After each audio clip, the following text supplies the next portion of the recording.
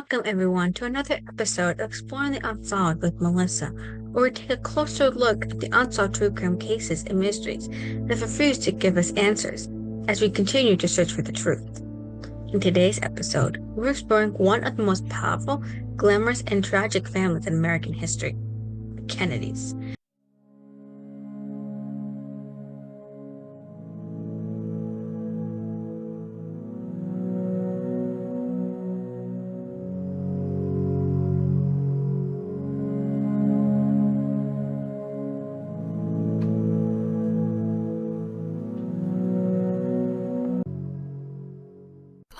Subscribe. Their name evokes wealth, ambition, charisma, and heartbreak. Over the decades, one misfortune after another has plagued this dynasty. Assassins, plane crashes, overdoses, accident, mental illness, scandal. The string of classmate and has grown so long that many whisper of a Kennedy curse. Is this simply coincidence? Something more sinister? Tonight, we examine the arc of tragedy that stuck this Irish-American dynasty. We recount in detail each life lost, each disaster they suffered, and to confront the question, is there a curse or just a family under immense pressure? We begin with their roots, then travel to each major tragedy, letting each person have their due. Let's look at their origins. To understand how such suffering struck this family, we must first understand who they were. The Kennedys were Irish-American Catholics. Ambition. Rose Fitzpatrick of Boston married Joseph Patrick Kennedy, and together they had 9 children. Joseph Kennedy Sr. made his fortune through finance and real estate, Hollywood, and deals in the 1920s. In case you're wondering, all his investments were well done for the time. Famously, he had surprisingly foreseen the crash of 1929, which we all know led to the Great Depression, and preserved much of his wealth, a presence that would help to launch the political careers of his sons. But with power and celebrity comes scrutiny and pressure. In the public, the Kennedys projected youthful vigor, idealism, and service, but behind closed doors, expectations ran high, and scarcity deeply ingrained. As the second generation gave way to the third, tragedy seemed to shadow every step. The first is the tragic case of Rosemary Kennedy. And honestly, her story is just something it's just something that should never happen to a person. Rosemary Kennedy was the first Kennedy, though many in public never knew her name. And this year, that thrill was experienced by Miss Rosemary and Miss Kathleen Kennedy. Born in 1918, Rosemary was the third child of Joe and Rose Kennedy. During her birth, she suffered from oxygen deprivation, and as she grew older, she lagged behind her siblings in mental development milestones. She often had mood swings, the occasional seizure, struggles in reading and speech, and experienced episodes of violent outbursts. It's believed that the lack of oxygen from her birth led to brain damage and ultimately undiagnosed mental illnesses. To this day, many people debate over what truly happened, what caused her to go a little into this way. By the 1950s, the Kennedys, more specifically her father, feared Rosemary might act in ways that could damage the family's political image. Joseph Kennedy, the patriarch, the father, discreetly arranged for her to undergo a parental lobotomy in 1941 or 1942, without informing most of the family beforehand. Unfortunately, the procedure was botched. In case you're wondering, we all know lobotomies don't happen today, but it was very often the case for people like Rosemary during her time in the 40s. Rosemary was left the mental capacity of a roughly 2-year-old. She never regained full speech or autonomy. Her mother even told her father, "You stolen our girl." She didn't even recognize her own child for what happened. It's widely believed that the family never truly forgave Joseph for what happened. Eventually, she was housed in institutions and hidden from public view for decades. The family largely excluded her from the public life. It wasn't until after her father's death that her sisters and her brothers involved her more, taking her to family events in later life.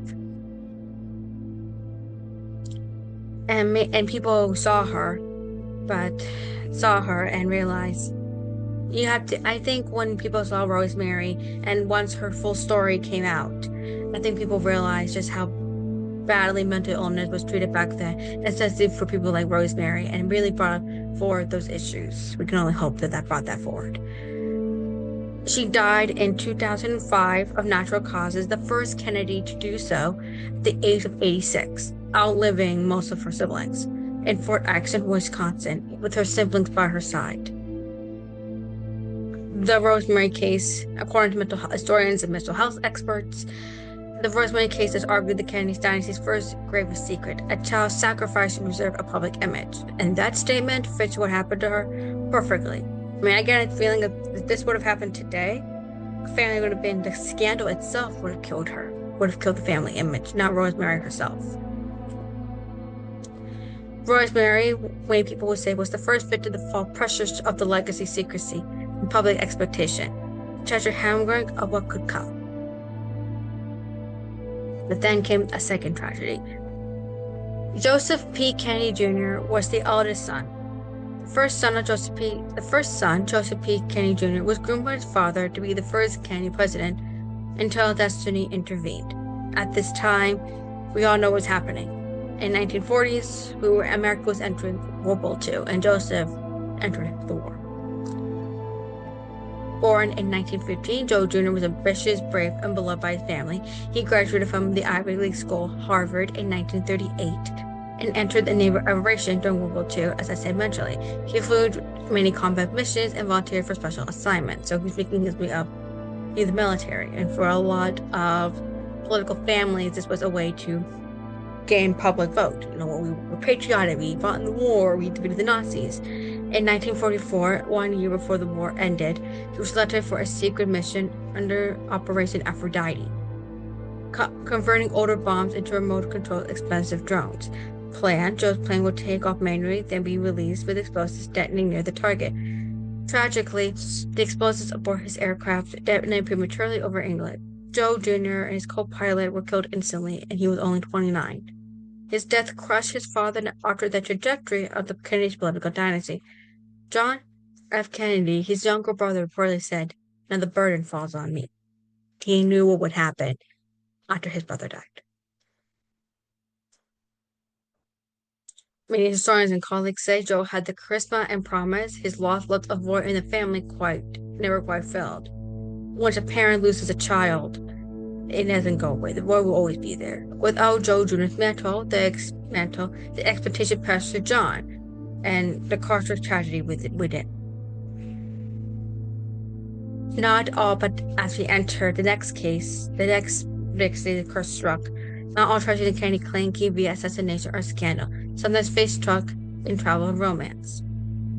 As we enter to John F. Kennedy's older sister, Kathleen. Kathleen Kennedy, known affectionately as Kick, was a vivacious, independent, and worldly. In 1944, she married William Candelas, Marquis of Harrington, who later died in World War II. Widow, she formed a close relationship with William, a divorced British aristocrat. In 1948, she flew to France, supposedly to persuade her father to accept the match. Keep in mind, women marrying men who were once divorced was considered very scandalous at the time. The Crown also dove into this issue. So her father not approved of her match, despite him being of wealthy British society, an aristocrat. He did most likely did not like him because he was divorced. Their private plane encountered severe weather and crashed. Tragically, all four on board were killed, including Catherine, and she was only 28. Remarkably, at her funeral in London, her father, Joseph Kennedy, was said to be the only intimate family member in attendance, underscoring the distance and secrecy that they had grown within the family, distancing themselves from her because she was in a relationship with the divorcee. Tragedy, this was the first among her generation, a young woman blown away, her promise cut short. And now we're entering possibly the most famous time the curse has struck. John, I don't have to say his name, we all know the name, JFK. In the 1960s, the weight of the tragedy pressed directly into the career of American politics through John F. Kennedy and his family. And we all know him. You cannot mention the name Kennedy and not mention John. Everybody knows that name, John F. Kennedy. John F. Kennedy was born in 1917, rose swiftly, Navy hero, congressman, senator in 1961. And in case you're wondering, if you ever seen the movie Oppenheimer, you would know that when Strauss was trying to get to political ambitions, many senators blocked his vote because it was outnumbered. People who wanted him were outnumbered by people who did not want him. And John F. Kennedy did block that vote. And he would later give Oppenheimer a medal. America's youngest elected president, he and Jacqueline Bolivar had hopes for a happy family, though tragedy shadowed even their children. Their firstborn, Abrielle, was stillborn. Then came Caroline, and then John Jr. And in 1963, Jacqueline gave birth prematurely to Patrick Bolivar Kennedy, baptized almost immediately after his birth, but surviving only for 39 hours. Patrick died from complications of a hyaline membrane disease, an inflamed respiratory distress syndrome. He stepped through public attention to neuroplasty disease, fueling research in that area. President Iconic was turbulent. And on 1922, while riding in a motorcade in Dallas, Texas, he was assassinated by Lee Harvey Oswald, according to the Warren Commission. We all know about the conspiracies, but those could be for another video. At 46, his life ended prematurely. Lee Harvey Oswald himself was shot and killed before he could stand trial, an act that stunned the nation, leaving deep wounds in conspiracy theories. JFK's assassination made the world stand still. No one could believe this could happen. Public statement in recent years polls show that a majority of Americans believe there's more than one shooter, or that a conspiracy was involved. Ask now what your country can do for you, how she came to Caroline and never left. Quotes from historians that perfectly capture what happened that day. With JFK's death, the Kennedy's name shifted erratically. The family legacy became as much about loss as about promise. But this would not be the last time the family faced assassination. We're now entering RFK, aka Robert F. Kennedy's assassination in 1968. Robert Kennedy stepped into the vacuum left by his brother, but he too would fall. Robert Francis Kennedy was Attorney General under his brother, but he left it to become the U.S. Senator from New York, and he won that election. By 1968, after Lyndon B. Johnson announced that he would not be running, and his campaign doing extremely well, it all set a path for him to get the presidential Democratic nomination, and possibly even the presidency. His speeches were resonant, especially with young people and minorities. He actually had a huge support of African Americans and labor workers because as he worked with civil rights leaders like Martin Luther King Jr., and he even worked with laboring farmhands, trying to get them rights and get to what they need. On June 5th, 1968, shortly after winning the California Democratic primary, RFK was shot by Sirhan Sirhan in the kitchen pantry of the Ambassador Hotel in Los Angeles. What happened is that after he said his last speech, that was on to Chicago, let's win this, and he's going to go secure the nomination. He could have gone through the crowd, but instead he went to the backhand and to say hi to the back pantry where it was less crowded. Say hi to the bus boys and everything, and that's ultimately he was shot. He was shot total 3 times, one in the shoulder, one in the back, and the fatal one to the brain, in the back of the head, which was ultimately the fatal wound. Despite doctors' efforts, he died in the early hours on June 6. Sirhan was convicted and sentenced to life in prison. He has denied premeditation beyond the shooting, and debates over motive endure. In case you're wondering, Sirhan at one point was deemed at the parole board in California to not be a threat to society. It was all set to be released, only for the governor to block it and throw it out. Sirhan's next parole hearing is next year in 2026. His death was another nation shock. His sister Eunice spoke off the post-assassination trauma. His children and family endured PTSD syndrome, grief, and sudden descent into public mourning. He was speaking of unity, justice, and change, and an instant of bullet silence. Many people believed he would have helped bridge the gap of what's happening in America in the late 1960s. RFK's death deepened the present. The Kennedy legacy was cursed. as even persistent intentions could meet with violence. Now let's move over to Edward Ted Kennedy, was the last of the original Kennedy generation, and his life marred not only by scandal but by tragedy. Ted served as the U.S. Senator from Massachusetts for decades and was often seen as the last hope of the Kennedy political dynasty, but in 1969, his reputation cracked under the weight of Chesapeake.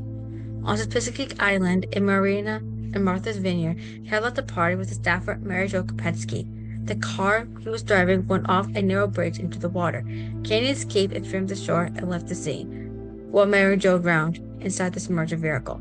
The accident was discovered the next morning. Kennedy later pleaded guilty to leaving the scene of an accident, received a 2-month suspended sentence. His driver's license was suspended for 16 months.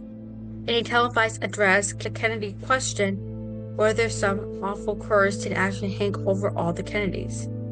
The incident damaged his chances for the presidency. In 1980, he lost the Democratic nomination to Jimmy Carter. Many believe this investigation altered the arc of his family and the family dynasty. In one journalist, the investigation was criticized for delays in populating procedure to Kennedy's status, with many questions remain unanswered. Ted survived longer than most, but the stain is pesky and his controversies lingered.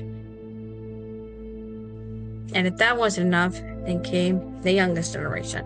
The next generation tragedy continued, sometimes by accident, sometimes by fate, sometimes by human choice.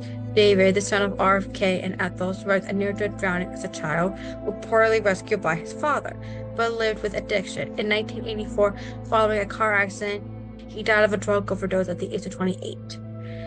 And then came Michael Kennedy. On New Year's Eve, 1978, Michael, also the son of RFK, was skiing while tossing a football with his family. He lost control and crashed into the tree. He died later that evening at the hospital. He was 39. And now for the most infamous curse was, of course, what happened to John F. Kennedy Jr. and Caroline Bessette and her sister. John F. K. Jr., known as Jack, conquered an image of Camera Revived, became a lawyer, magazine publisher, and public personality. In 1999, he piloted a small plane with his wife Caroline and her sister Lauren Bessette. When all of a sudden the plane vanished, debris and bodies were recovered days off Martha's Vineyard. Then the NTSB role pilot spiritual disorientation as the cause of the crash. All on board died upon impact. Though the Kennedy's name was a shield, in this case, the curse, if anything, struck hardest. Because JFK Jr. was so handsome, so charismatic, and the public loved him. People were just waiting for the day he would run for office publicly. So everybody was waiting for that day, and that day would never come. And then we fast forward to 2019. Sarah Halsett Kennedy Hill, daughter of Robert F. Kennedy Jr., died at 22 in an apparent drug overdose while at home from Boston College. She struggled with mental illness and held a reincarnated conversation about the intergenerational weight of the Kennedy name. We can only imagine being a Kennedy would have a lot of pressure for her to succeed and have some kind of political future. Maybe she didn't have a say. We can only think and speculate. According to family friends, she was warm, bright, but burdened. Perhaps it came as another painful reminder that the Kennedy saga remains unfinished. 15 deaths, many tragedies, all tied together under one name. And we have one other question. Where did the curse originate? If there is a curse, where did it come from? 15 known fatalities linked to the Kennedy bloodline, along with accidents, scandals, lost election, catastrophic procedures, all combining the sense of a family that's haunted. Even Jacqueline Kennedy's second husband was not spared from this. He himself was killed. Some point to a rabbit foot, a curse laid on the family. Others say it's simply a statistical result of a large, public, ambitious family exposed to more risks. Skeptics argue that for any large family, misfortune accumulate. When one becomes famous, those tragedies become magnified. Ted Kennedy's own words often cited, "What are some awful curse did actually hang over all the Kennedys?" But according to one historian, what looks like a curse in many ways of heavy shadows, like expectation and security in public life, not supernatural, but human. Yet these mysteries persist. The public looks for power. Randomness may prevail.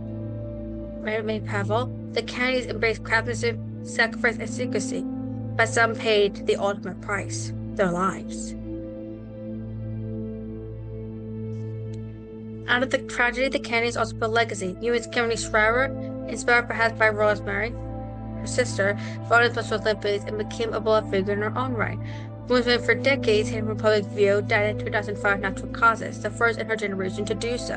In her last year, she was occasionally included in family functions and remembered in more open light. They carry her name still adorns buildings, schools, public offices, cultural memory. Over 100 schools in America bear John Kennedy's name. Countless memorials across the U.S. cities and abroad testify to the family's impact. In the end, we cannot definitely prove a curse, but a family that lives in extremes of expectations, it risks power and secrecy, hope and heartbreak. Was there a curse, or was this simply their fate? Thank you for tuning in for this week's case. If you like what you say, like and subscribe. If you have a true crime case that you would like us to dive into next time, leave a comment down below. Until next time, stay safe, and remember, justice is long, but the truth will always reveal itself.